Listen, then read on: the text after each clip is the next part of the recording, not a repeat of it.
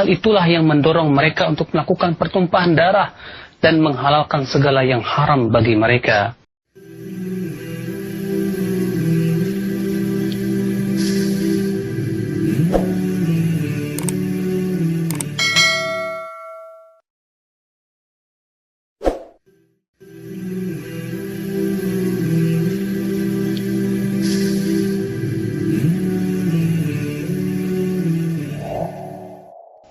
ثم قال رحمه الله تعالى: وأما الأحاديث فتقدمت جملة منها في الباب السابق، ثم أورد حديثا واحدا في هذه الترجمة، وهو حديث جابر رضي الله عنه أن رسول الله صلى الله عليه وسلم قال: اتقوا الظلم فإن الظلم ظلمات يوم القيامة، واتقوا الشح فإن الشح أهلك من كان قبلكم حملهم على أن سفكوا دماءهم واستحلوا محارمهم. رواه مسلم. وهذا الحديث فيه التحذير من آفتين خطيرتين: الأولى الظلم، وبين عليه الصلاة والسلام أنه ظلمات يوم القيامة، أي ظلمات على صاحبه. والآفة الثانية الشح، وأنه سبب هلاك لصاحبه. قال: واتقوا الشح فإن الشح أهلك من كان قبلكم حملهم على أن سفكوا دماءهم واستحلوا محارمهم. وقوله في الحديث أهلك من كان قبلكم يحتمل أن المراد بالإهلاك أي الذي حصل لهم في الدنيا، منهم من أغرقنا ومنهم من خسفنا به الأرض ومنهم من أخذته الصيحة إلى آخره. ويحتمل أن المراد بالهلاك أي في الآخرة، ويحتمل أنه متناول هذا وذاك. والشاهد أن الحديث فيه دلالة على العاقبة الوخيمة والمآل السيء لمن كان شحيحا. والشح هو أشد البخل وأبلغ في منع المال والنفقة من البخل. بل قيل إن الشح حرص الإنسان على ما ليس عنده،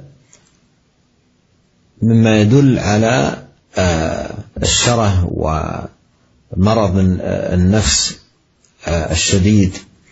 فالواجب على العبد أن يحذر من الشح أشد الحذر، وأن يحذر من البخل، وأن يكون سمحا كريما منفقا متصدقا في سبيل الله لينال عظيم الثواب وكريم المآب.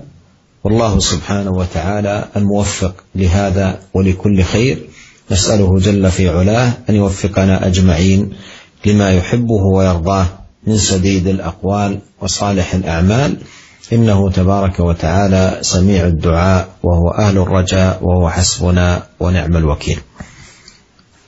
Kemudian beliau mengatakan, adapun hadis yang membahas masalah ini cukup banyak dan telah disajikan pada bab sebelumnya.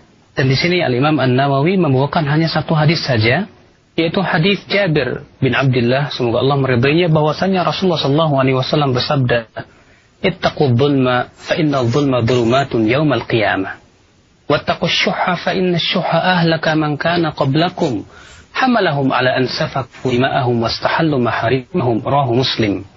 Dari Jabir, semoga Allah meridainya, bahwa Rasulullah SAW bersabda, takut kalian terhadap kezaliman, sebab kezaliman merupakan kegelapan pada hari kiamat kelak. Dan takutlah kalian akan sifat kikir, sebab kikir telah membinasakan orang-orang sebelum kalian. Hal itulah yang mendorong mereka untuk melakukan pertumpahan darah dan menghalalkan segala yang haram bagi mereka. Diriwayatkan oleh Muslim. Hadis ini, kata beliau, memperingatkan kepada kita dua penyakit yang kronis. Yaitu yang pertama, kezaliman, di mana Rasulullah menjelaskan bahwa ia akan kelak menjadi kegelapan pada hari kiamat kepada pelakunya. Dan yang kedua adalah syuh, yaitu kekikiran yang sangat. Ia menjadi sebab kebinasaan bagi pelakunya.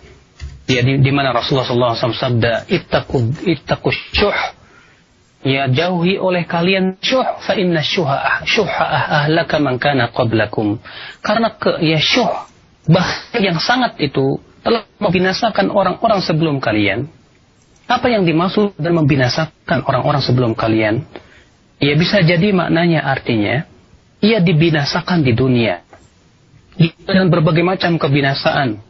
Ya seperti disebutkan dalam firman Allah, di antara mereka ada yang ditenggelamkan, ya di antara mereka ada yang dibenamkan, dan berbagai macam sanksi-sanksi lain yang Allah berikan kepada mereka. Atau bisa jadi itu dibinasakan di dalam kehidupan akhirat, atau juga dua-duanya, ia binasa di dunia dan ia pun binasa dalam kehidupan akhirat. Dan hadis ini memberikan kepada kita ya akan akibat yang buruk bagi orang yang mempunyai sifat syahih ini. Dan syuh itu adalah asyadul bukhl, yaitu kebakhilan yang sangat sekali. Ia sangat kuat, sangat kikir. Ia tidak ingin untuk memberikan hartanya kepada orang lain sedikit apapun juga. Sebagian ulama mengatakan bahwa syuh artinya keinginan manusia untuk memiliki harta yang milik orang lain dan bukan milik dia. Ini menunjukkan akan ketamakan dia yang sangat sekali. Sebuah sifat yang sangat tercela. Maka hendaknya seorang mukmin yang menjauhi sifat-sifat seperti ini. Hendaklah seorang mukmin itu menjadi orang yang dermawan, seorang yang mulia, sehingga ia pun bisa mendapatkan pahala yang besar di sisi Allah Subhanahu wa taala. Maka dari itulah kita mohon kepada Allah agar kita diberikan taufik kepada apa yang Allah cintai dan ridai, dan agar Allah Subhanahu wa taala memberikan kepada kita perkataan yang lurus, dan agar Allah Subhanahu wa taala memberikan kepada kita berbagai macam karunia-Nya, karena Dialah Allah sebagai tempat bergantung pengharapan kita.